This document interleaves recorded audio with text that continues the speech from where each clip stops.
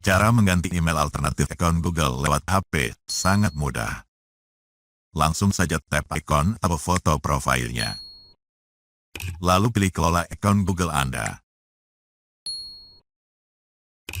Kemudian buka info pribadi.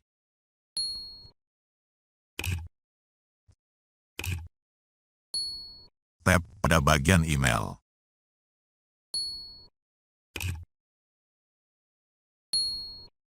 Kelola email alternatif. Lanjutkan. Buka dulu kunci keamanan HP kita. Lanjutkan. Nah, hapus dulu email yang ada ini karena fitur editnya saat saya buat video ini belum ada. Kemudian buka lagi, tambahkan alamat email. Nah, sekarang baru kita masukkan alamat email alternatif yang berbeda. Tambahkan.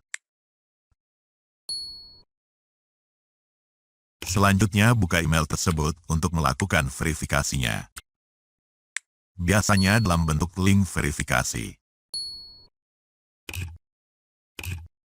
Setelah link tersebut kita klik.